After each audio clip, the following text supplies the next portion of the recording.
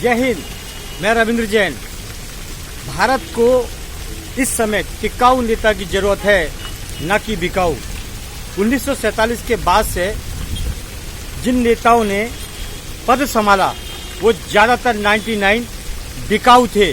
बिकाऊ, देश का सौदा करने वाले, देश के पैसे से अय्याशी करने वाले।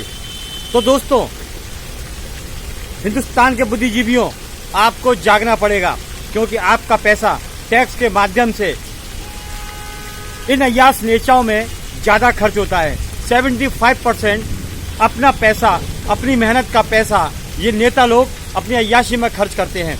इसके ऊपर माननीय सर्वोच्च न्यायालय जी को संज्ञान लेना पड़ेगा कि इतना पैसा इन नेताओं के ऊपर जो खर्च होता है वो विकास के ऊपर खर्च होना जरूरी है, ना कि इनकी खुद की अय्याशी के ऊपर। एक नेता आगे जाता है, 10 गाड़ी आगे 10 गाड़ी पीछे, ये व्यर्थ का पैसा बर्बाद किया जाता है। ताम झाम दिखावा अगर इस तरह होती रही तो देश की हालत कहीं श्रीलंका के जैसा न हो जाए।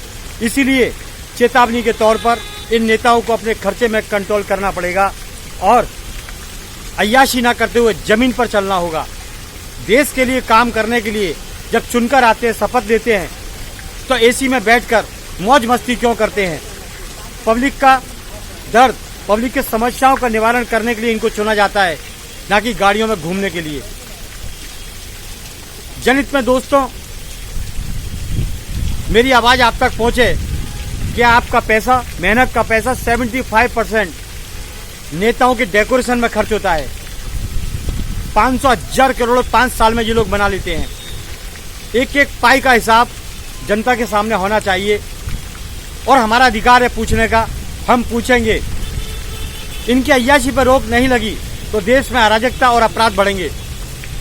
यही मुख्य वजह है कि इनकी अय्याशी के कारण देश में जो गैर कानूनी काम होते हैं उस पर रोक नहीं लग पाती, क्योंकि सिस्टम ऊपर से नीचे तक बिगड़ा हुआ है।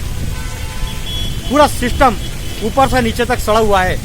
वसूली, मिलावट, नशा, ये इस तरीके के कारोबार हमारे भारत में चलते हैं। भारत का विकास कैसे होगा ये सोचना बहुत जरूरी है। जनहित में मैं रविंद्र जैन।